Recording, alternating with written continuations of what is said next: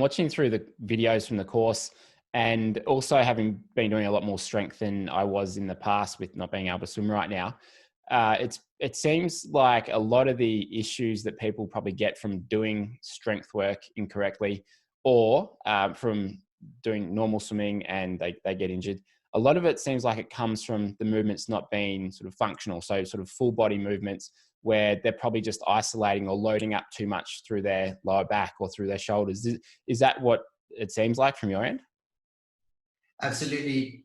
We've so been trained to isolate muscles or focus on a particular joints, and then this whole idea of body weight, so using the whole body to generate power, particularly the shoulder. And it's a good topic in terms of injuries, because a lot of shoulder workouts or recovery programs try and strengthen, for example, rotator cuff. So they focus on rotator cuff strengthening exercises or bicep strengthening exercises, where the shoulder so much connects to the hips and to the whole body. So it's learning through in the class and the course how do you generate power with all the big muscles helping the shoulder.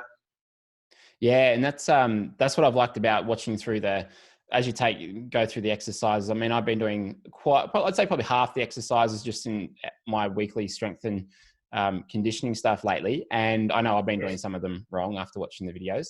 And what I like about, talk about the Serape effect and how can we generate that power through our hips and through our upper body.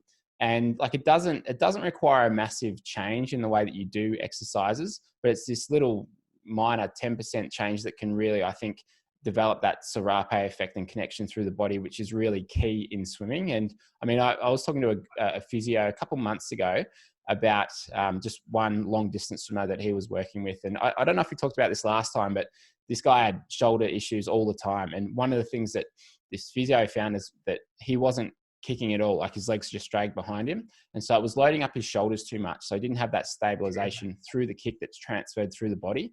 And that's a good example of someone who's not having that connection through the body and not using that Serape effect. So that's what I think some of these exercises are really good for in developing that, but it doesn't need a massive change at all for a lot of people.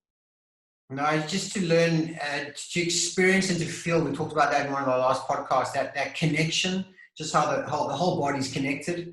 And so just for as they work through the exercises, they'll start to really train that what does it feel like, because as you say, you don't want to be having two left arms or two right feet. You can, with the exercise, it'll help to build that connection, which I think is very powerful, especially for swimmers.